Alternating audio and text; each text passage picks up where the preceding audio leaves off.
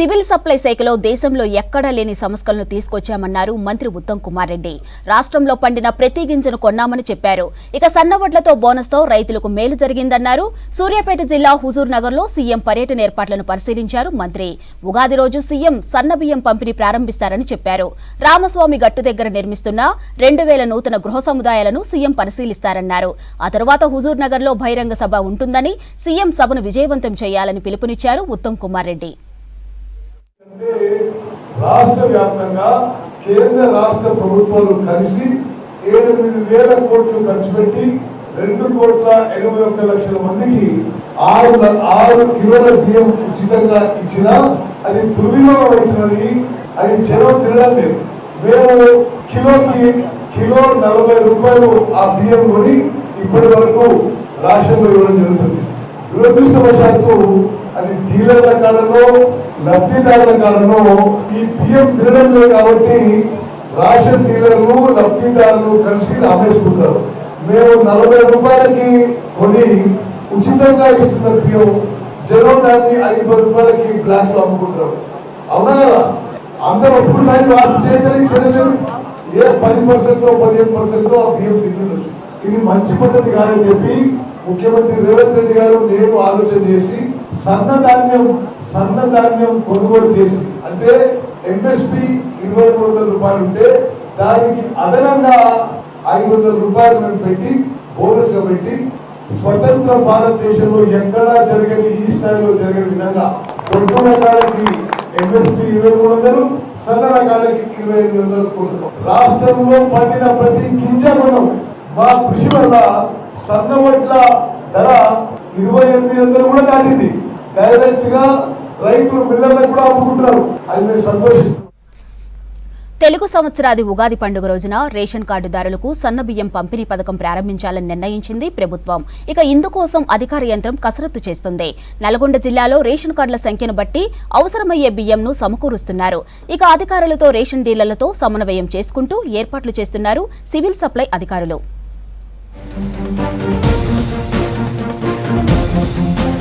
మార్చి 30న ఉగాది పండుగ రోజు ప్రజలకు సూర్యాపేట జిల్లా మట్టపల్లిలో ఈ కార్యక్రమాన్ని ప్రారంభిస్తారు సీఎం రేవంత్. ఇందుకోసం అన్ని ఏర్పాట్లు చేస్తున్నారు అధికారులు. నల్గొండ, సూర్యాపేట, యాదాద్రి జిల్లాల్లో సన్నబియ్యం సిద్ధం చేస్తున్నారు. మండల్ లెవెల్ స్టాక్ పాయింట్ నుంచి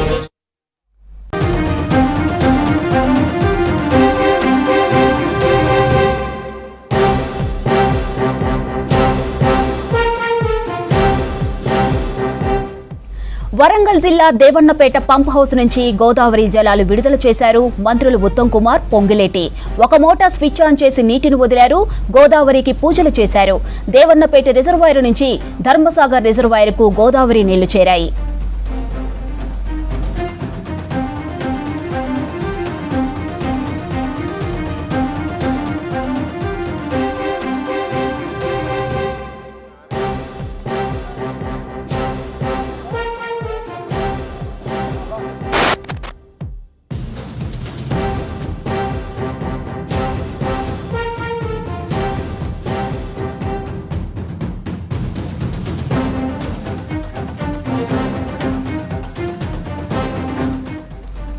వరంగల్ జిల్లా దేవన్నపేట పంప్ హౌస్ నుంచి గోదావరి జలాలు విడుదల చేశారు మంత్రులు ఉత్తమ్ కుమార్, పొంగులేటి. ఒక మోటార్ స్విచ్ ఆన్ చేసి నీటిని వదిలారు. గోదావరికి పూజలు చేశారు. దేవన్నపేట రిజర్వాయర్ నుంచి ధర్మసాగర్ రిజర్వాయర్కు గోదావరి నీళ్లు చేరాయి.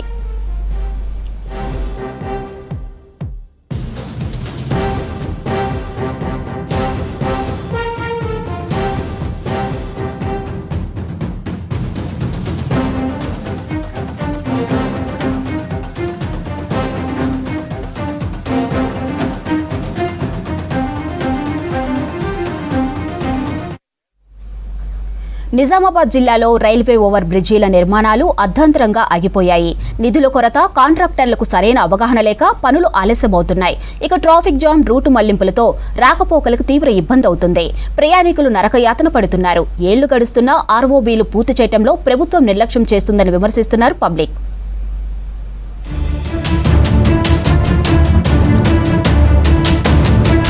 నిజామాబాద్ జిల్లాలో 3 రైల్వే ఓవర్ బ్రిడ్జిల నిర్మాణాలు చేపట్టింది సర్కార్. నిజామాబాద్ హైదరాబాద్ రహదారిపై మాధవ్ నగర్ దగ్గర 105 కోట్లతో ఒకటి, నిజామాబాద్ బోధన్ రూట్లో అరసపల్లి దగ్గర రెండోది నిర్మిస్తున్నారు. నిజామాబాద్ కరీంనగర్ రహదారిపై అడవి మామిడిపల్లి దగ్గర మూడోది. ఈ 3 నిర్మాణాలు ఆలస్యమై జిల్లా వాసులు తీవ్ర ఇబ్బందులు పడుతున్నారు.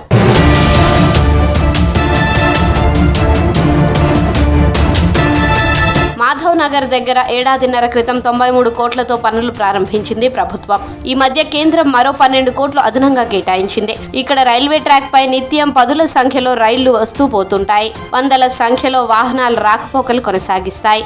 అంబులెన్స్ లో పేషెంట్లను హైదరాబాద్ తరలించాలన్నా ఇదే రూట్. అయితే ఆర్ఓబి లేక వాహనాలు రైల్వే ట్రాక్ మీదుగా వెళ్లాల్సిన పరిస్థితి. దీంతో రైళ్లు వచ్చినప్పుడల్లా రోజు కనీసం 20 సార్లైనా గేట్లు వేస్తున్నారు.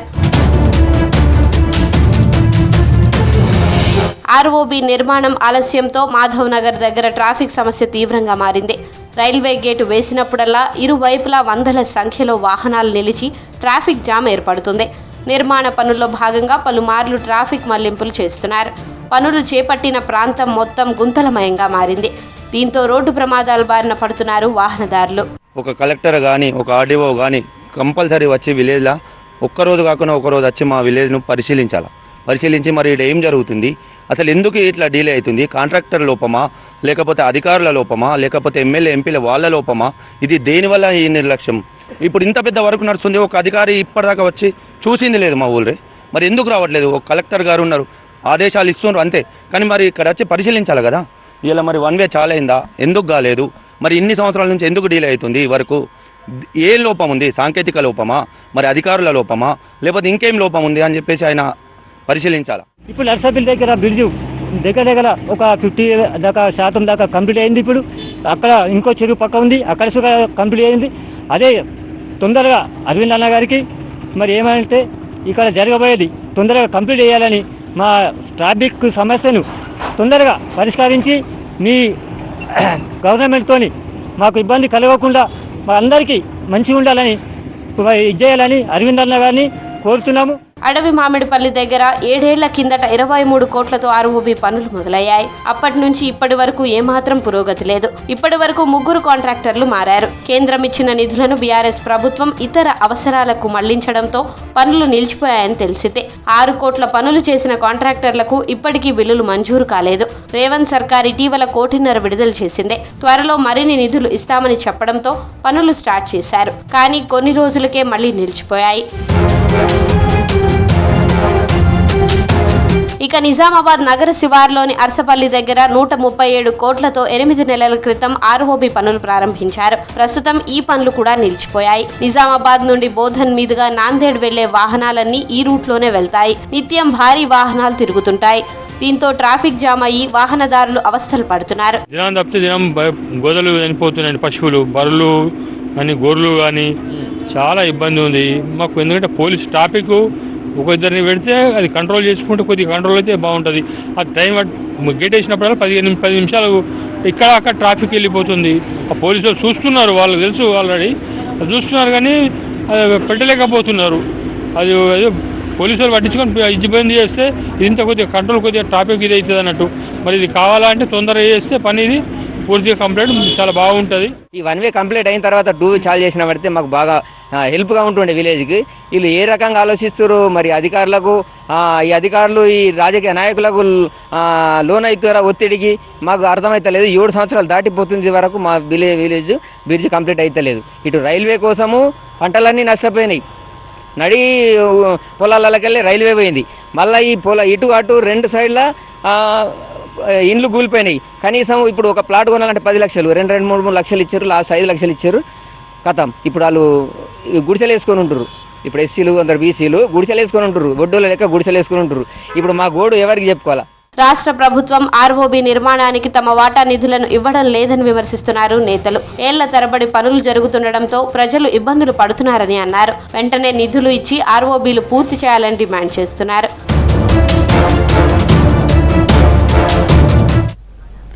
ఆఫీసుల చుట్టూ తిరిగే పని లేకుండా చేతిలో ఉన్న సెల్ ఫోన్తోనే విద్యుత్ సేవలు పొందేలా యాప్ను తీసుకొచ్చారు ఎన్పీడీసీఎల్ అధికారులు. ఆ యాప్లో 20 రకాల సేవలను పొందవచ్చు. ఇక విద్యుత్ శాఖలో సమస్య ఏదైనా సరే చిన్న మెసేజ్ చేస్తే వెంటనే పరిష్కరించేలా యాప్ రూపొందించారు. అంతేకాదు కొత్త సర్వీస్ పేరు మార్పు వంటి సేవలను కూడా దీని ద్వారా అందుబాటులోకి తీసుకువచ్చారు.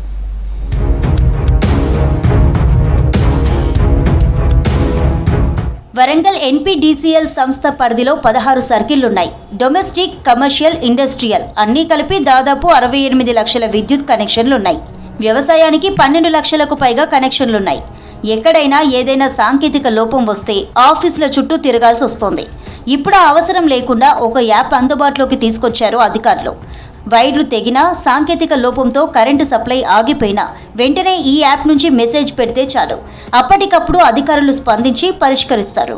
ఏ ప్రాబ్లమ్స్ ఉన్నా కన్జ్యూమర్కి కరెంటుకు సంబంధించింది, అట్లీస్ట్ బిల్ ఎక్కువ వచ్చింది, బిల్ తక్కువ వచ్చింది, లేకపోతే కన్జ్యూమర్ యొక్క కంప్లైంట్స్, సప్లై ప్రాబ్లమ్స్ వచ్చింది, మాకు ఏ టైంలో రెక్టిఫికేషన్ అవుతుంది, ఏవైనా మీకు అందుబాటులో ఉన్నాయండి. మీరు ఇంటి దగ్గర ఉండి మొబైల్ పట్టుకొని దాంట్లో మీ కంప్లైంట్స్ రిజిస్టర్ చేసుకోవచ్చు. ఎనీ ప్రాబ్లమ్స్ ఉన్నా మీకు బిల్ వచ్చే వాళ్ళు మీకు ఏమైనా ఎక్స్ప్లెయిన్ చేస్తారు. మీరు బిల్ కొట్టడానికి వాళ్ళు వస్తారు కదా, ఏమైనా డౌట్స్ ఉంటే కూడా వాళ్ళని కూడా అప్పటికప్పుడే అడగవచ్చు. మీరు ఆఫీస్కు రావాల్సిన అవసరం లేదండి, మీకు ఫుల్ ప్రొవిజన్ ఇచ్చారు ఎన్పీడీసీఎల్ వాళ్ళు. కరెంటు సరఫరాలో సమస్యల పరిష్కారంతో పాటు మరిన్ని సేవలను ఈ యాప్ ద్వారా అందుబాటులోకి తెచ్చారు అధికారులు. కరెంటు బిల్లులు చెల్లించేలా, కొత్త కనెక్షన్కు అప్లికేషన్ చేసుకునేలా యాప్ను రూపొందించారు. కొత్త కనెక్షన్ కావాలంటే యాప్లో మెసేజ్ చేస్తే అధికారులు మంజూరు చేస్తారు. అంతేకాకుండా ఇంట్లో కరెంటు మీటర్ సెల్ఫ్ రీడింగ్ చేసుకునే వెసులుబాటు కూడా కల్పించారు. ప్రతి నెల నిర్ణీత తేదీన కరెంటు బిల్లులను సెల్ఫ్ మీటర్ రీడింగ్ తీసుకునే సౌకర్యాన్ని కల్పించారు. మనము ఆఫీస్కి రాకుండా ఇంటి దగ్గర నుండే కానీ మన ఇన్ఫర్మేషన్ తెలుసుకోవడానికి కానీ ఏం అవసరం ఉన్నా కూడా ఆన్లైన్లోనే మేము ప్రొవైడ్ చేసాము అన్ని యాప్స్. గూగుల్లోకి వెళ్ళి టీజీఎన్పీడీసీఎల్ క్లిక్ చేస్తే కన్జ్యూమర్కి సంబంధించిన అన్ని యాప్స్ వాళ్ళ రిక్వైర్మెంట్ ఏం కావాలనే అందులోనే ఉన్నాయి. నేమ్ చేంజ్ కానీ, న్యూ సర్వీస్ కనెక్షన్, సోలార్ది అని కంప్లైంట్స్ కానీ, కన్జ్యూమర్ గ్రీవెన్స్ కానీ ఏమైనా దీనిలోనే కనిపిస్తాయి. కావున మనం ఇంటి దగ్గర ఉండే అన్ని పనులు చేసుకోవచ్చు. కరెంటు స్తంభాల దగ్గర వైర్లు తెగిపడడం వంటి సమస్యల పరిష్కారం కూడా ఈ యాప్ ద్వారా సులభతరం చేశారు అధికారులు. ఎక్కడ ఎలాంటి ఘటన జరిగినా ఫోటో తీసి యాప్లో పెడితే చాలు, జీపీఎస్ లొకేషన్ ద్వారా సంబంధిత అధికారికి రిపోర్ట్ అందుతుంది. అది చూసిన వెంటనే సమస్య పరిష్కరించే అవకాశం ఉంటుంది. వాళ్ళకి ఎంత ఈజీగా, ఎంత తక్కువ సమయం లోపల మేము వాళ్ళకి సర్వీస్ అందిస్తాము అనే దాంట్లో దృష్టిలో భాగంగా మేము ఈ యాప్ను తయారు చేయడం జరిగింది. ఈ యాప్ ద్వారా ప్రతి ఒక్క సర్వీసు, ఒక రీడింగ్ తెలుసుకోవడం కావచ్చు, లేకపోతే బిల్లు కట్టడం కావచ్చు, బిల్లు హిస్టరీ కావచ్చు, లేకుంటే ఒక కొత్త కనెక్షన్ తీసుకోవడం కావచ్చు, లేకుంటే ఏదైనా రాంగ్ రీడింగ్ పడితే ఆ రాంగ్ రీడింగ్ రెక్టిఫికేషన్ కావచ్చు, లేకపోతే ఒకవేళ ఇంట్లో ఉన్నటువంటి కరెంటు డిస్కనెక్ట్ అవుతే మళ్ళీ ఆ డిస్కనెక్షన్ నుంచి రీకనెక్షన్ చేయించుకోవడం కావచ్చు. ఆ యాప్ ద్వారా మనం ఈ సర్వీసెస్ పొందడానికి ఆస్కారం ఉంది. టెక్నాలజీని ఉపయోగించి యాప్ను అందుబాటులోకి తీసుకొచ్చామని, ప్రజలు ఈ సదుపాయాన్ని సద్వినియోగం చేసుకోవాలని సూచించారు అధికారులు. ఐపీఎల్ 18వ సీజన్లో భాగంగా ఇవాళ ఉప్పల్ స్టేడియంలో 7వ మ్యాచ్ జరగనుంది. ఇవాళ రాత్రి 7:30 గంటలకు Sunrisers Hyderabad, Lucknow Super Giants జట్లు తలపడనున్నాయి. అందుకోసం ఇప్పటికే అన్ని ఏర్పాట్లు పూర్తయ్యాయి. సీసీ కెమెరాలతో భారీ భద్రతా ఏర్పాట్లు చేశారు అధికారులు. ఇప్పటి నుంచి క్రికెట్ ఫ్యాన్స్ తరలి వస్తున్నారు. ఇదే అంశంపై మరిన్ని వివరాలు అనిల్ యాదవ్ అందిస్తారు. 18వ సీజన్లో భాగంగా ఈరోజు ఉప్పల్ స్టేడియంలో 7వ మ్యాచ్, ఆ తర్వాత ఇటు లక్నో అండ్ ఎస్ఆర్హెచ్కి ఇది 2వ మ్యాచ్ మరికొద్ది సేపట్లో జరగనుంది. రాత్రి 7:30 గంటలకు ఉప్పల్ స్టేడియంలో ఎస్ఆర్హెచ్ లక్నో మధ్య అయితే పోటీ జరగనుంది. సో ఇప్పటికే ఫ్యాన్స్ కూడా ఇక్కడ పూర్తిగా క్యూ లైన్లో కూడా ఉన్నారు. సో ఇది 2వ మ్యాచ్. ఇప్పటికే ఎస్ఆర్హెచ్ ఒక మొదటి మ్యాచ్ గెలిచి చాలా దూకుడు మీద ఉంది. ఇటు లక్నో కూడా ఢిల్లీ క్యాపిటల్స్పై ఓటమి పాలైనటువంటి విషయం మనకు తెలిసిందే. ఇక మొన్న ఏదైతే లక్నోపై గెలిచినటువంటి లక్నో మొన్న ఢిల్లీ క్యాపిటల్స్ పై చాలా దూకుడుగా ఆడారు. అటు మిచెల్ మార్ష్తో పాటు పురాన్ కూడా విధ్వంసకరమైనటువంటి బ్యాటింగ్ కూడా చేసినటువంటి పరిస్థితి. సో ఈ రోజు ఎలా ఉండబోతుంది ఎస్ఆర్హెచ్కి సంబంధించి మనతో పాటు కొంతమంది ఫ్యాన్స్ ఉన్నారు, వారు అడిగి తెలుసుకున్నాం. సో ఎక్కడి నుండి వచ్చారు మీరు? మేము నల్గొండ నుంచి వచ్చినామన్నా. ఈ రోజు మ్యాచ్ ఎట్లుండబోతుంది? పక్కా 300 కొడుతుంది ఎస్ఆర్హెచ్. పక్కా ఎస్ఆర్హెచ్ గెలుస్తుంది. పైసా వసూలు మ్యాచ్ ఇది. పక్కా 300 కొడుతుంది. Waiting for class in batting. లక్నోలో కూడా మొన్న చాలా బ్యాటింగ్ కూడా చేశారు మిచెల్ మార్ష్ కూడా. సో పూర్వన్ ఒకటి ఆడితే 1 సైడ్ చేసేస్తాడు మ్యాచ్. హైదరాబాద్ మిచెల్ మార్ష్ ఉన్నాడు, పూరన్, రిషబ్ పంత్ ఉన్నాడు, డేవిడ్ మిల్లర్ ఉన్నాడు. 2 మంచి టీంల మధ్యలో పైసా వసూలు మ్యాచ్ ఉంది ఈరోజు. కొంతమంది ఉన్నారు, అడిగి తెలుసుకున్నాం. ఎక్కడి నుండి వచ్చారు? ఎట్లా ఉండబోతుంది మ్యాచ్ సూపర్ ఉండబోతున్నది. అటు సైడ్ కూడా టఫే ఉంది, కానీ ఇక్కడ ఉన్నది మటుకు మన సన్ రైజ్ హైదరాబాద్. ఎక్కడికన్నా కానీ పోని 300+ ఈసారి మన టార్గెట్. క్రేజీ ఇచ్చి వాడేస్తారు అనిపిస్తుంది. 300+ అవ్యో. ఎవరు ఎక్కువగా ఈరోజు స్కోర్ చేసేటువంటి అవకాశం?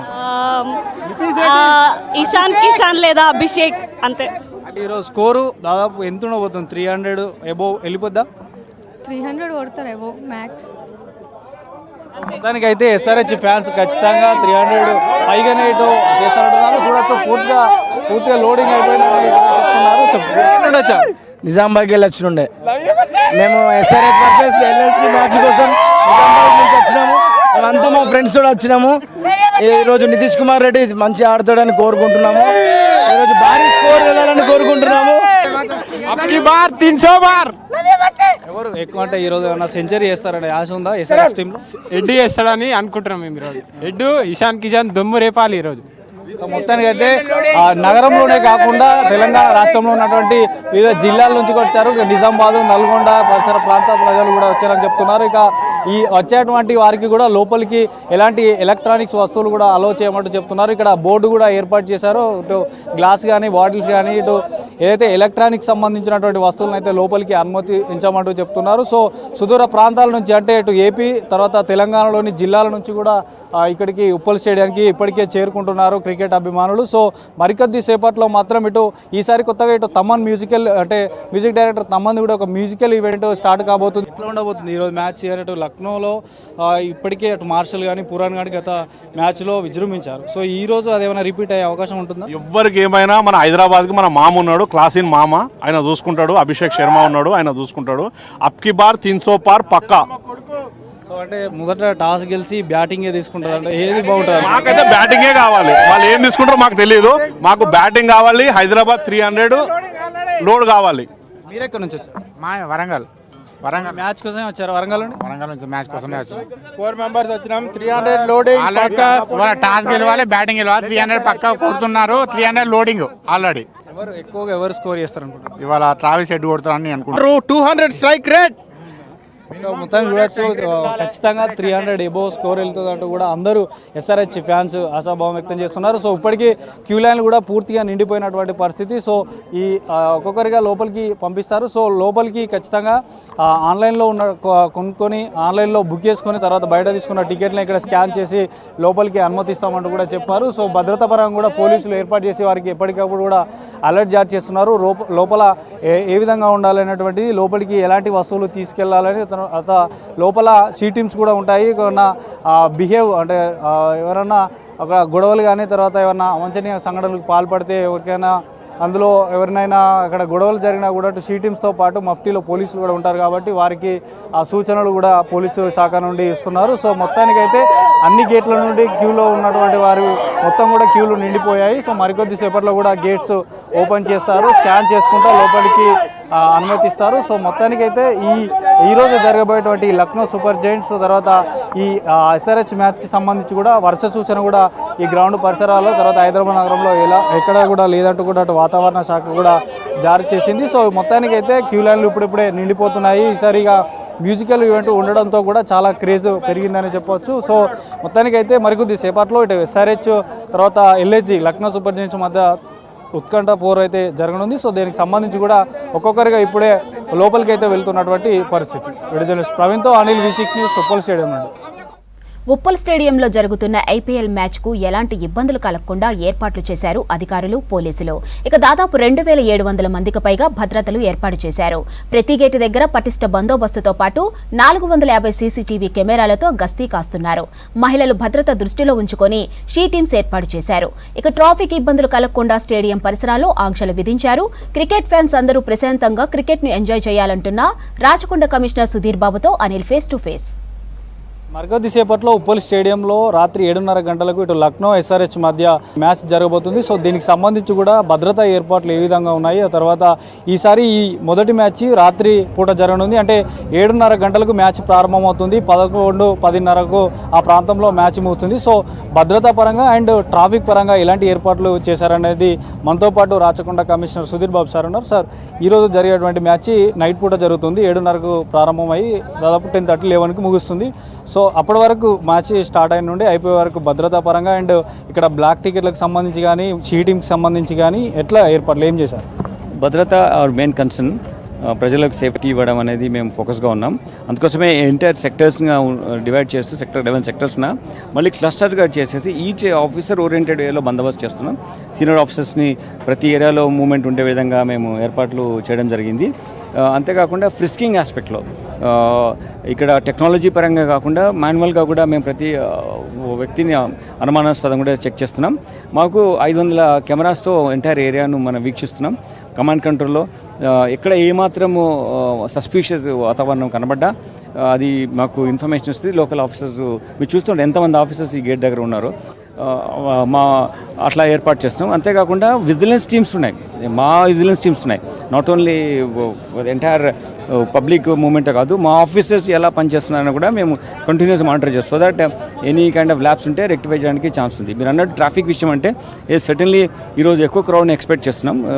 ఫస్ట్ ఈవినింగ్ మ్యాచ్ కాబట్టి దాని తగ్గట్టుగా మేము ప్రజలను కోరుకునేదంటే పబ్లిక్ ట్రాన్స్పోర్టేషన్ ఎక్కువ తీసుకోండి. తర్వాత దీనివల్ల మెట్రో కూడా రిక్వెస్ట్ చేస్తాం కాబట్టి నైట్ టైం మెట్రో రన్ అవుతుంది కాబట్టి ఆఫ్టర్ మ్యాచ్ ఆల్సో మీకు ఈజీగా వెళ్ళడానికి అవకాశం వస్తుంది.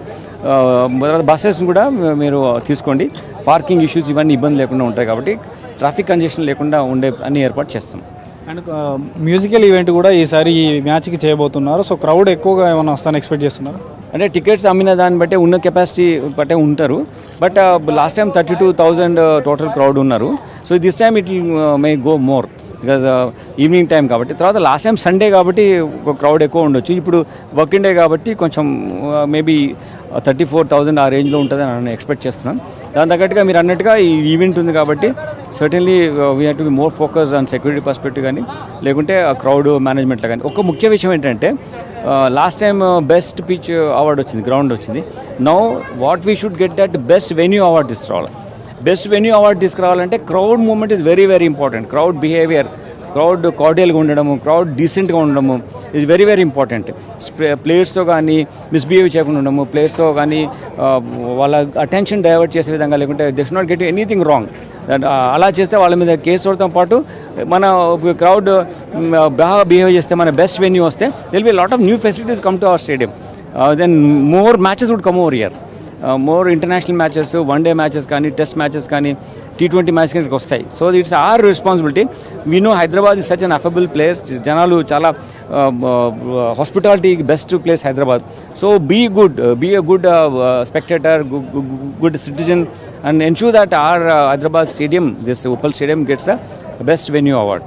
అండ్ మన కోల్కతాలో అండ్ గౌహతిలో ఇద్దరు ప్లేయర్లు కూడా హగ్ చేసుకోనికి ఒక అభిమాని దూకి వెళ్ళినటువంటి పరిస్థితి. అట్లాంటిది ఉప్పల్ స్టేడియం జరగకుండా లోపల ఈ సెక్యూరిటీ పరంగా ఇట్లా డిప్లై చేశారు. మేము చాలా చేసాం. అది మా trade secret, we will not reveal you. All people are there in muftis and we're taking care of these things. So మొత్తానికి అయితే ఎలాంటి అవాంఛనీయ సంఘటనలు జరగకుండా ఉప్పల్ స్టేడియం పరిసర ప్రాంతాల్లో కూడా కట్టుదిట్టమైన భద్రత ఏర్పాటు చేశామని రాచకొండ కమిషనర్ సుధీర్ బాబు చెప్తున్నారు. వీడియో జర్నలిస్ట్ ప్రవీణ్తో అనిల్, V6 న్యూస్, హైదరాబాద్. బిఆర్ అంబేద్కర్ అనుచరుడిగా కాకా వెంకటస్వామి హైదరాబాద్ లో అంబేద్కర్ కాలేజీని స్థాపించారన్నారు చెన్నూరు ఎమ్మెల్యే వివేక్ వెంకటస్వామి. ఇక కాకా ఎంతో మందికి ఇండ్ల జాగాలు ఇప్పించారని గుర్తు చేశారు. దళితులందరూ నిరంతరం కష్టపడటం నేర్చుకుని బాగా చదవాలన్నారు. అంబేద్కర్ ఆలోచనతోనే రిజర్వ్ బ్యాంక్ ఆఫ్ ఇండియా స్థాపించారని చెప్పారు. తెలంగాణ రాష్ట్రం ఏర్పడటం కూడా బాబాసాహెబ్ వల్లే అన్నారు వివేక్. ఇక దళితుల్లో తాగుడు బంద్ కావాలన్నారు. సంగారెడ్డి జిల్లా నారాయణఖేడ్లో పర్యటించారు చెన్నూరు ఎమ్మెల్యే వివేక్ వెంకటస్వామి. కమలాపూర్లో 12 అడుగుల అంబేద్కర్ విగ్రహాన్ని ఆవిష్కరించారు వివేక్. ఎప్పుడు కూడా వారి గురించి ఆలోచించలేదు, ప్రజల గురించి ఆలోచించాడు. అప్పుడు హైదరాబాద్ సిటీలో కూడా 75,000 మందికి స్థలాలు కల్పించినారంటే అప్పుడు కేవలం ప్రజల కోసము పనులు చేయాలని చెప్పి ఆ ఆలోచనతో వారు పనిచేయడం జరిగింది. బీద వాళ్ళకు ఏదైతే అండగా ఉండాలని ఆలోచనతో ఎవరైతే పనిచేసినారో అది కేవలం డాక్టర్ బిఆర్ అంబేద్కర్ గారు. ఆ రోజులలోనే మహిళల రిజర్వేషన్ బిల్లు, మనకు మినిమం వేజెస్ అంటే అప్పుడు ఆ రోజులలో ఎంత పని చేసినా కానీ మినిమం వేజెస్ లేకుండే. కానీ డాక్టర్ బిఆర్ అంబేద్కర్ గారు మినిమం వేజెస్ ఇంట్రొడ్యూస్ చేయడం జరిగింది. మళ్ళీ 8 గంటలే పని చేయాలి, దానికన్నా ఎక్కువ పని చేయొద్దు. అంటే ఇవన్నీ రెవల్యూషనరీ బిల్స్ ఏదైతే ఉన్నాయో బీద ప్రజలకు ఉపయోగపడే బిల్ అన్నీ కూడా డాక్టర్ బిఆర్ అంబేద్కర్ గారు ఆలోచించి ఇంట్రొడ్యూస్ చేయడం జరిగింది. ఈ దేశాన్ని కాపాడాలి, ఈ దేశాన్ని మంచిగా నడపాలని చెప్పి ఆ రోజులలో వారి ఆదేశాల ప్రకారంగానే మనకు రిజర్వ్ బ్యాంక్ ఆఫ్ ఇండియా స్థాపించడం జరిగింది. ఎవరు కూడా ఊహించలేదు ఏంటిది రిజర్వ్ బ్యాంక్ ఆఫ్ ఇండియా. కానీ ఈ రోజు కూడా ఇన్ని సంవత్సరాల తర్వాత ఈ దేశం మంచిగా నడుస్తుందంటే అది కేవలము డాక్టర్ బిఆర్ అంబేద్కర్ గారు. నిజంగానే ఈ రోజు కూడా చాలామంది చెప్పినారు మనకు చిన్న రాష్ట్రము తెలంగాణ అయిందంటే కేవలము బిఆర్ అంబేద్కర్ గారు ఆ కాన్స్టిట్యూషన్లో పెట్టడం వల్ల మనకు తెలంగాణ రావడం జరిగింది. మీరందరూ కూడా ఇదొక అవకాశం తీసుకోవాలి. దళితులందరూ కూడా 10% కష్టపడాలి. తల కిందికి చూపించద్దు, ఎప్పుడు కూడా తల పైకి చూపించుకుని నడవాలి. అంటే మనకు జ్ఞానం ఉండాలి. మన పిల్లలకు ఒక మంచి విద్య నేర్పిస్తూ వారికి ఒక క్రమశిక్షణ. ఎందుకంటే ప్రపంచంలో ఎవ్వరు కూడా మంచిగా సక్సెస్ఫుల్ అయిన వాళ్ళందరూ కూడా ఒకటి సూత్రము అందరిలో కామన్ ఉంది, అది డిసిప్లిన్, క్రమశిక్షణ. అంటే చాలామంది కూడా చెప్పడం జరిగింది మన దళితులలో కొన్ని పైసలు ఎక్కువ ఉంటే తాగడం ఉంది, ఇది పోవాలి. దళితులలో తాగుడు పోయినప్పుడే ఆ ఎక్స్ట్రా అమౌంట్ ఏదైతే ఉంటుందో మన పిల్లలకు మంచిగా చదివించుకోవచ్చు. వాళ్ళని కూడా మంచి ఫెసిలిటీస్ ఇచ్చి వారికి ఒక మంచి కల్చర్ కూడా నేర్పించుకునే అవకాశం ఉంటుంది. ఎయిర్పోర్టు కోసం నిజామాబాద్ పబ్లిక్ దశాబ్దాలుగా ఎదురుచూస్తున్నారు. ఉత్తర తెలంగాణలో కీలకమైన నిజామాబాద్ జిల్లాకు 2013లో ఎయిర్పోర్ట్ మంజూరు చేసింది అప్పటి కేంద్ర ప్రభుత్వం. కానీ రాష్ట్ర ప్రభుత్వం ఓఎల్ఎస్ సర్వే చేయకపోవడంతో ఎయిర్పోర్ట్ నిర్మాణానికి అనుమతి దొరకడం లేదు. సర్వే చేసి కేంద్రానికి నివేదిక పంపితే తప్ప అడుగు ముందుకు పడిన పరిస్థితి. ఇక రాష్ట్ర ప్రభుత్వం ఎయిర్పోర్ట్ నిర్మాణంపై ఫోకస్ చేయాలని కోరుతున్నారు పబ్లిక్.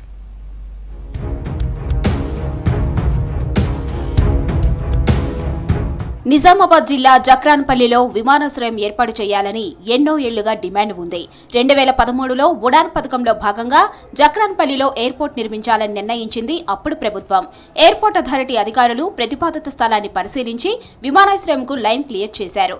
కానీ ఏళ్లు గడుస్తున్నా పనులు ప్రారంభించకపోవడంతో ఎయిర్పోర్ట్ వస్తుందో రాదో అన్న సందేహం వ్యక్తం చేస్తున్నారు పబ్లిక్.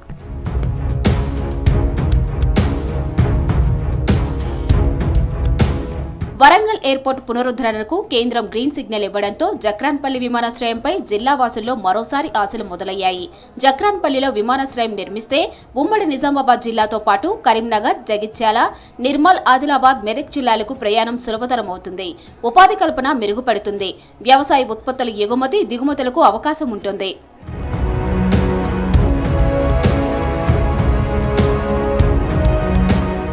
జక్రాన్పల్లిలో ఎయిర్పోర్ట్ నిర్మాణానికి అన్ని పరిస్థితులు అనుకూలంగా ఉన్నాయన్నారు నేతలు. జాతీయ రహదారి 44 కానుకొని జక్రాన్పల్లి ఉండటం, సమీపంలో రైల్వే సదుపాయం ఉండటం కలిసొచ్చే అంశమన్నారు. ఇక్కడ మినీ ఎయిర్పోర్ట్ నెలకొల్పితే ఈ ప్రాంతం శరవేగంగా అభివృద్ధి చెందుతుందన్నారు. భారతదేశానికి స్వతంత్రం రాక ముందటి నుంచే ఆఫ్ఘనిస్తాన్ వాళ్ళు, పాకిస్తాన్ వాళ్ళు, పంజాబ్ వాళ్ళు ఒక పెద్ద మార్కెట్ ఉండేది. అగ్రికల్చర్ అండ్ హెల్త్ కూడా ఇది ఒక మంచి సెంటర్. కాబట్టి డాక్టర్స్ పెద్ద పెద్ద వాళ్ళందరూ కూడా ఇక్కడ ఎయిర్పోర్ట్ అవుతే చాలా బాగుంటుంది, అందరికి కూడా అందుబాటులో ఉంటుంది.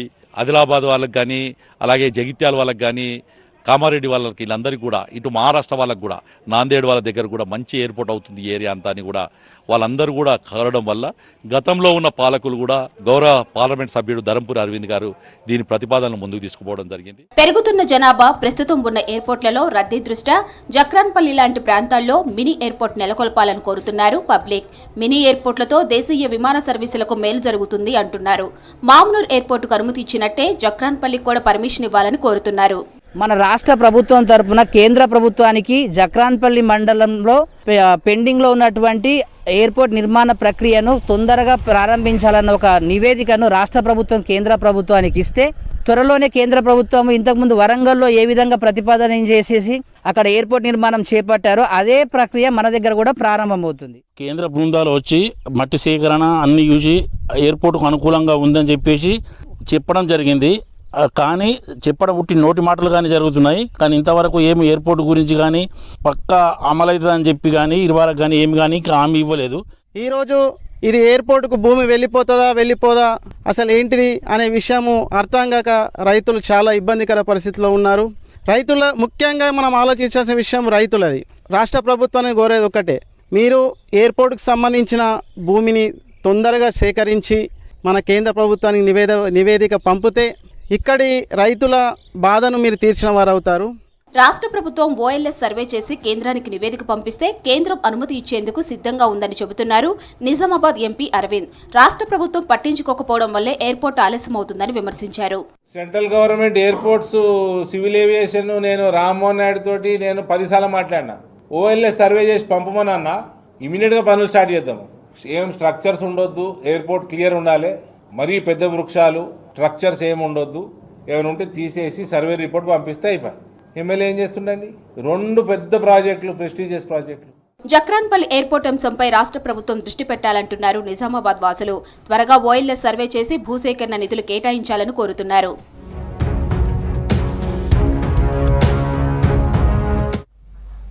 పేద మధ్యతరగతి ప్రజలకు కీలకమైనవి విద్య, వైద్యం. ఈ 2 రంగాలను బలోపేతం చేసే దిశగా ఉమ్మడి నల్గొండ జిల్లా కలెక్టర్లు నిరంతరం కష్టపడుతున్నారు. సమయం కల్పించుకొని విద్యాలయాలు, ఆసుపత్రుల్లో ఆకస్మిక పర్యటనలు చేస్తున్నారు. ఇక విద్యార్థులకు పాఠాలు బోధిస్తూ బాగా చదువుకునేలా స్ఫూర్తి నింపుతున్నారు. వైద్యం గురించి ఆరా తీస్తూ మరింత మెరుగైన ట్రీట్మెంట్ అందించేలా చర్యలు చేపడుతున్నారు.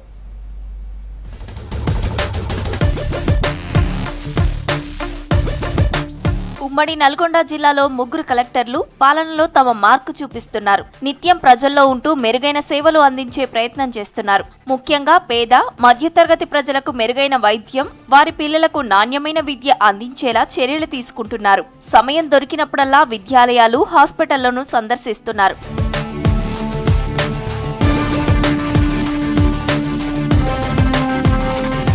యాదాద్రి భువనగిరి జిల్లా కలెక్టర్ హనుమంతరావు ప్రభుత్వ విద్యపై ప్రత్యేక శ్రద్ధ పెట్టారు. తరచుగా విద్యాలయాలను సందర్శిస్తున్నారు. హాస్టళ్లలో నిద్ర చేస్తూ విద్య, హాస్టళ్లలో భోజనం, ఇతర సౌకర్యాలపై ఆరా తీస్తున్నారు. వేకప్ కాల్ అనే కొత్త కార్యక్రమాన్ని తీసుకొచ్చారు. కొన్నిసార్లు కలెక్టరే తెల్లవారుజామున స్వయంగా విద్యార్థుల ఇళ్లకు వెళ్లి నిద్రలేపి చదువుకోవాలని చెప్పిన సందర్భాలు కూడా ఉన్నాయి. సొంత డబ్బుతో స్టడీ చైర్స్, పుస్తకాలు, ఎగ్జామ్ ప్యాడ్స్ లాంటివి అందించారు. 10వ తరగతిలో మంచి మార్కులు తెచ్చుకున్న వారికి ఉచితంగా సైకిళ్లు ఇప్పిస్తానని హామీ ఇచ్చారు. ఇందుకోసం 70 సైకిళ్లు కొని సిద్ధంగా ఉంచారు. ప్రభుత్వ వైద్యంపై కూడా ప్రత్యేక దృష్టి పెట్టారు హనుమంతరావు. విధుల్లో నిర్లక్ష్యంగా ఉన్న వారిపై చర్యలు తీసుకుంటూ పేదలకు మెరుగైన వైద్యం అందేలా చూస్తున్నారు. అవసరమైతే తన ఫండ్ నుంచి హాస్పిటళ్లలో అవసరమైన సౌకర్యాలు కల్పిస్తున్నారు.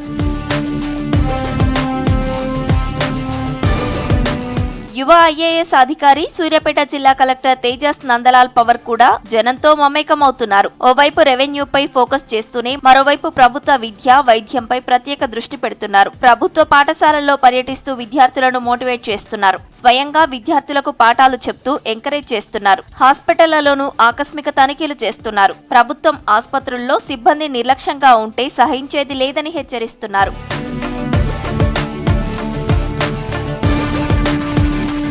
ఇక నల్గొండ కలెక్టర్ ఇలా త్రిపాఠి కూడా విద్య, వైద్య రంగాలపై స్పెషల్ ఫోకస్ చేశారు. 10వ తరగతి పరీక్షల్లో 10/10 జీపీఏ వచ్చిన వారిని విమానం ఎక్కిస్తానని హామీ ఇచ్చారు ఇలా త్రిపాఠి. తరచుగా విద్యాలయాలను సందర్శిస్తున్నారు. హాస్టళ్లలో ఆకస్మిక తనిఖీలు చేస్తున్నారు. విద్యార్థులతో కలిసి భోజనం చేస్తూ వారితో ముచ్చటిస్తూ సమస్యలు తెలుసుకుంటున్నారు. మెరుగైన ఫలితాలు సాధించేలా ప్రోత్సహిస్తున్నారు.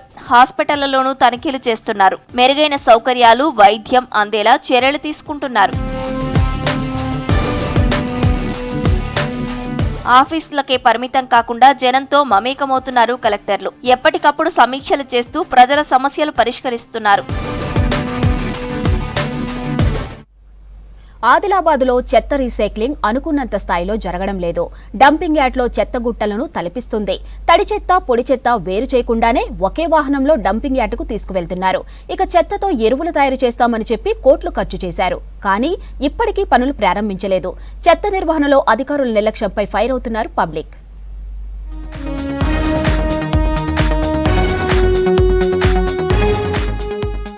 ఆదిలాబాద్ మున్సిపాలిటీలో చెత్త నిర్వహణపై చిత్తశుద్ధి కరువైంది. పట్టణంలో 49 వార్డులు ఉన్నాయి. దాదాపు 50,000కు పైగా కుటుంబాలు ఉన్నాయి. రోజు 62 మెట్రిక్ టన్నుల చెత్త పోగవుతుంది. తడి చెత్త 22 మెట్రిక్ టన్నులు, పొడి చెత్త 42 మెట్రిక్ టన్నులు ఉంటుంది. చెత్తను సేకరించడానికి 13 ట్రాక్టర్లు, 47 ట్రాలీ ఆటోలు ఉన్నాయి. వాటితో చెత్తను సేకరిస్తున్నారు. కానీ తడి, పొడి చెత్తను వేర్వేరుగా కాకుండా కలిపి సేకరిస్తున్నారు.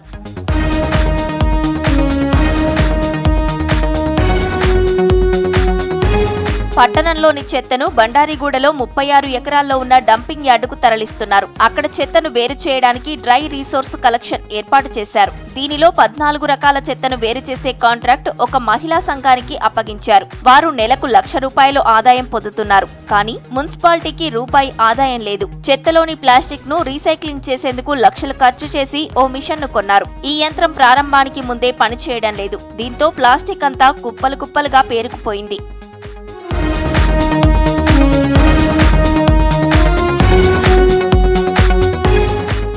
చెత్తను బయోమైనింగ్ చేసే పనులు కూడా మూలన పడ్డాయి. బయోమైనింగ్ కోసం 2 ఏళ్ల క్రితం హైదరాబాద్ కు చెందిన ఓ సంస్థతో ఒప్పందం చేసుకున్నారు అధికారులు. దీని ప్రకారం 1.16 లక్షల మెట్రిక్ టన్నుల చెత్తను ఎరువుగా మార్చాల్సి ఉంది. ఇందుకోసం 2 మిషన్లు కూడా ఏర్పాటు చేశారు. అందులో ఒకటి మాత్రమే పనిచేస్తోంది. దీంతో బయోమైనింగ్ జరగక చెత్త నిలువలు పెరిగిపోతున్నాయి. చేస్తున్నటువంటి తడి చెత్త పొడి చెత్త అనే వార్డులలో ఇంతకుముందు ఇచ్చినటువంటి గ్రీన్ బకెట్ బ్లూ బకెట్ వేరు చేసి ఇవ్వాలని వాళ్ళే చెప్పారు. అది వ్యవసాయ రంగానికి కానీ హరితహారానికి కానీ చెట్లకు కానీ ఉపయోగపడుతుందని చెప్పారు. అటువంటి చెప్పినటువంటి విషయాలు ఈ రోజున వార్డులలో వాళ్ళు టైంకు రాకపోవడము, తడి చెత్త పొడి చెత్త అని ఒకటే దాంట్లో తీసుకెళ్లడము, వాళ్ళు టైంకు రాకపోవడంతో వార్డులలో వేటి వేసి బయట వేస్తున్నారు. అలాగే పేపర్స్ ఇల్లు ఉడిచినటువంటి చెత్తను పొడి చెత్త అని చెప్పారు. అప్పుడు చెప్పినటువంటి విషయాలు ఇప్పుడు ఎందుకు పాటించడం లేదు? బయోమైనింగ్ కంటే వర్మీ కంపోస్ట్ తయారీ మరింత అధ్వానంగా మారింది. తడి చెత్త పొడి చెత్తతో వర్మీ కంపోస్ట్ చేయడానికి డంపింగ్ యార్డ్ లో ప్రత్యేక కేంద్రాన్ని నిర్మించి బెడ్లు ఏర్పాటు చేశారు. 5 సిబ్బందిని నియమించారు. కానీ ఈ పనులు ఇప్పటికీ ప్రారంభించలేదు. వర్మీ కంపోస్ట్ బయోమైనింగ్ అంశాలు ప్రచారానికి తప్ప దేనికి పనికి రావడం లేదని అంటున్నారు పబ్లిక్. అక్కడ డస్ట్బిన్స్ ఇవ్వడం జరిగింది.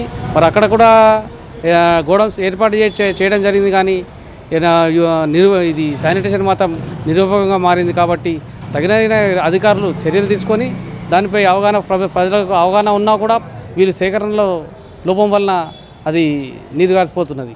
డంపింగ్ యార్డ్లో చెత్త నిర్వహణ లోపాలు ఉన్నాయంటున్నారు అధికారులు. చెత్త బయోమైనింగ్ చేసేలా చర్యలు చేపడతామన్నారు. తడి పొడి చెత్తను వేరు చేయటంపై ఫోకస్ చేస్తామని చెప్పారు. కొద్దిగా ఏమైందంటే ఈ ఆటోలు రిపేర్ చాలా కావడం వల్ల ఇన్ టైంగా వాళ్ళ హౌస్లోకి వెళ్ళకపోవడం వల్ల ఈ పబ్లిక్ అనేది బయట చెత్త వెళ్ళడం జరుగుతుంది. దాన్ని కూడా మేము దాన్ని ప్రత్యేక చేసుకుంటాం. మేము ఏజెన్సీ కానీ ఇవ్వాలి అండి. మేము మున్సిపల్ నుంచి చేస్తాము. కాకపోతే ఒక డిఆర్సీసీ మాత్రమే ఒక ఎస్ఎస్జీ మహిళకి గ్రూప్ ఇవ్వడం జరిగింది. ఈ తడి చెత్త పొడి చెత్త మేము డిపార్ట్మెంట్ ద్వారా టేకప్ చేస్తాము. ఇది ఎలాంటి ఏజెన్సీకి లేదండి. ఎస్ఎస్జీ గ్రూప్కి ఇస్తామండి. అది ప్రభుత్వ ఆదేశాల ప్రకారం నామ్స్ ఉన్నాయి. ఏమైనా సెల్ఫీల గ్రూప్ వాళ్ళు ఇస్తే వాళ్ళు అక్కడ వాళ్ళ వర్కర్స్ పెట్టుకొని వాళ్ళు సపరేట్ చేసుకుని ఇక్కడ నుంచి ఆటోలో వెళ్ళిన చెత్తని డైరెక్ట్ చెత్తని వాళ్ళు ఇనుము ప్లాస్టిక్ పేపర్ అని వాళ్ళు సపరేట్ చేసుకుంటారు. వాళ్ళకి వస్తుంది. దాంతోపాటు మీ ఇక్కడ నుంచి పోయిన ఎవరైతే మా ఆటో డ్రైవర్స్ ఉంటారో వాళ్ళకి పేమెంట్ చేస్తారండి. అది మొత్తం స్టేట్ ప్రాసెస్ అండి. మున్సిపాలిటీ అధికారులు దృష్టి సారించి డంపింగ్ యార్డ్లో చెత్త పేరుకుపోకుండా చూడాలని డిమాండ్ చేస్తున్నారు స్థానికులు. కామారెడ్డి జిల్లా జుక్కల్ మండల కేంద్రంలో 10వ తరగతి మ్యాథ్స్ పేపర్ మాల్ ప్రాక్టీస్ కు యత్నించిన 6 వ్యక్తులను అరెస్ట్ చేశారు పోలీసులు. ఇక జెడ్పీహెచ్ఎస్ స్కూల్లో మాల్ ప్రాక్టీస్ కు ప్రయత్నించారని డీఈఓ పోలీసులు కలిసి భగ్నం చేశారని తెలిపారు. ఇక అదే స్కూల్లో 10th క్లాస్ చదివిన విద్యార్థి తండ్రి ఆ పని చేశారని చెప్పారు ఎస్పీ రాజేష్. ఈ కేసులో 2 జువైనల్లో కోర్టు హాజరుపరిచామన్నారు. మరో 3 పరారీలో ఉన్నట్లు తెలిపారు. వారిని కూడా తొందరగా అరెస్ట్ చేస్తామని చెప్పారు. పోలీస్ స్టేషన్ పరిధిలోని జెడ్పీహెచ్ఎస్ స్కూల్లో ఒక 5 ప్రశ్నలతో కూడిన ఒక చిన్న చిట్టి బయటికి రావడము. ఇందులో ఈ సెంటర్లో ఒక పిల్లవాడు ఎగ్జామ్ రాస్తూ ఉన్నాడు, జూనియర్. వాళ్ళ తండ్రి సంజయ్. ఆ పిల్లవాడు మ్యాథమెటిక్స్లో కొంచెం వీక్ ఉన్నాడు. అతని పిల్లవాడిని కంపల్సరీగా పాస్ చేయించాలనే ఉద్దేశంతో తను అక్కడ ఒక వాటర్ సప్లైకి ఆ ఎగ్జామినేషన్ సెంటర్లో మంచినీళ్ళు సప్లై చేయడానికి టెంపరీగా ఒక వర్కర్ని ఏర్పాటు చేసుకోవడం జరిగింది. సెంటర్కి సిబ్బంది వాళ్ళు రెవెన్యూ డిపార్ట్మెంట్ నుంచి ఆ పర్సన్తో మాటలు కలిపి అతను కొంచెం బ్రైబ్ చేసి ఈ మ్యాథమెటిక్స్ పేపర్ ఎగ్జామ్ ఉన్న రోజు ఒక వైట్ పేపర్ చిన్న స్లిప్ ఇచ్చి లోపల పంపడం జరిగింది. అండ్ ఆ పిల్లవాడు దాని మీద క్వశ్చన్స్ రాసి ఇతనికి అందజేస్తే ఇతను మళ్ళీ బయట తీసుకొచ్చినాడు. అండ్ ఆ సప్లయర్ పేరు ముబీన్. ఇతను బయట తీసుకొచ్చిన తర్వాత మళ్ళీ ఆ పేరెంట్కి, ఆ సంజయ్ అనే పర్సన్కి, ఫాదర్కి ఆ చిట్టి ఇవ్వడం జరిగింది. ఫాదర్ కొంచెం ఇల్లిటరేట్. ఆయన ఏం చేసినారంటే బయట గ్రామ పంచాయతీ కారోబార్ వర్కర్ మనోజ్ అవైలబుల్ ఉంటే ఆయనకు చూపించి దాని నుంచి ఆన్సర్స్ తెప్పించుకునే ప్రయత్నం చేయడం జరిగింది. అక్కడ మనోజ్ ఈ ఇన్ఫర్మేషన్ని ఫోటో తీసుకొని ఆ పక్కనే ఉన్న కొంతమంది మీడియా వాళ్ళతోటి అండ్ కొంతమందితో షేర్ చేయడం జరిగింది. సో ఇమీడియట్గా మనము దాన్ని డ్యామేజ్ కంట్రోల్ చేయడం జరిగింది. అండ్ ఇమీడియట్గా స్పాట్కి పోయి ఇక ఫర్దర్ దాన్ని స్ప్రెడ్ కాకుండా దాన్ని అక్కడే కంట్రోల్ చేసేసి మొత్తం మొబైల్స్ అన్ని కూడా సీజ్ చేయడం జరిగింది. అండ్ కన్సర్న్ సెక్షన్స్లో ఈ అందరినీ కూడా ఫిక్స్ చేసేసి కేసు రిజిస్టర్ చేసి ఈరోజు 6 పర్సన్స్ ప్లస్ 2 జువెనైల్స్ కూడా మేము కోర్టు ముందు ప్రవేశపెట్టాం. ఆ స్కూల్లో స్టూడెంట్ ఒక్కరే, టీచర్ కూడా ఒక్కరే. ఇంకేముంది, ఆ బడి మూసివేయాలని అధికారులు డిసైడ్ అయ్యారు. అయితే ఆ విద్యార్థిని తండ్రి మాత్రం స్కూల్ మూసివేయడానికి ఒప్పుకోలేదు. మీరు స్కూల్ మూసేస్తే తన కూతురు చదువు బంద్ చేయిస్తానని అధికారులకు తేల్చి చెప్పాడు. దీంతో స్కూల్ మూసేయాలన్న నిర్ణయాన్ని విరమించుకున్న అధికారులు వచ్చే విద్యా సంవత్సరం నుంచి అడ్మిషన్స్ పెరిగేలా చర్యలు చేపట్టారు.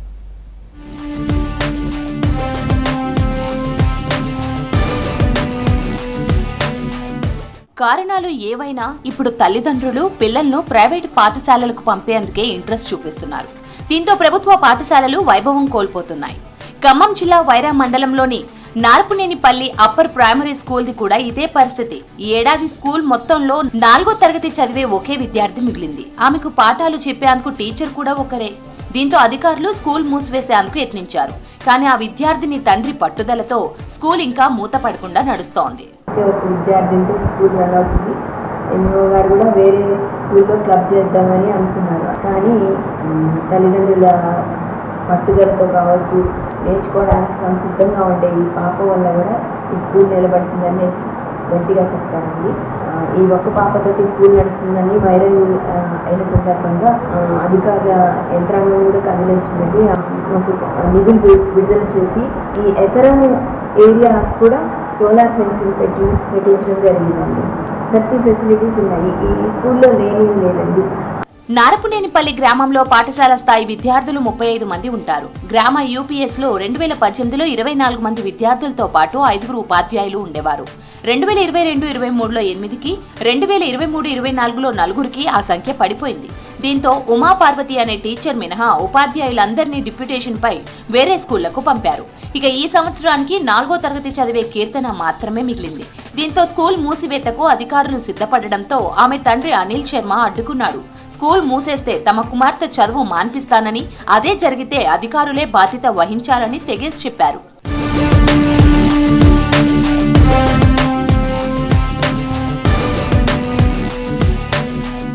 ప్రభుత్వ పాఠశాల మూసివేయకుండా అధికారులపై అనిల్ శర్మ చేసిన పోరాటం ఈ స్కూల్ కు మంచి రోజులను తీసుకొచ్చిందని చెప్పవచ్చు.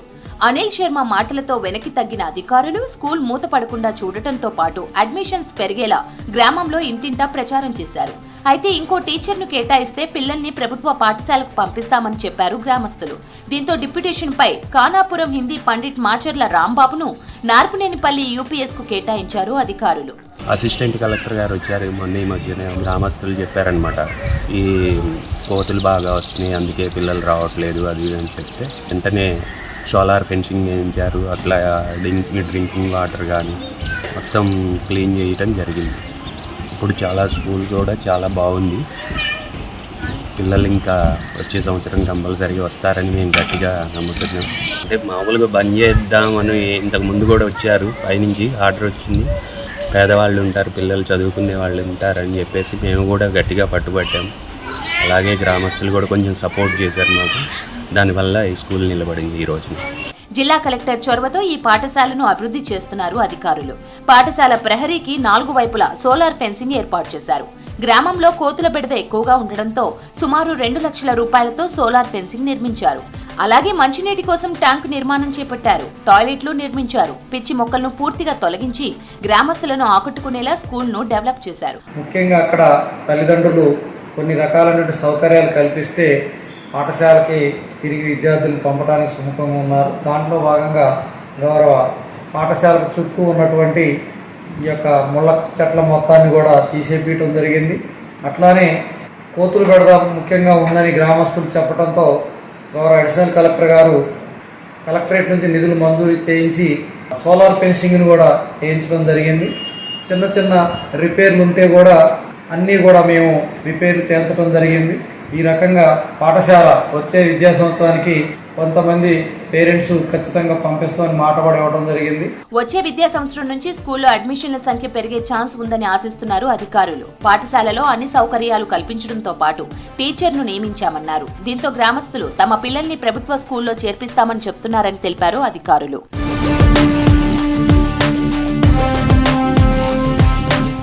ఇవి బులెటిన్ అప్డేట్స్.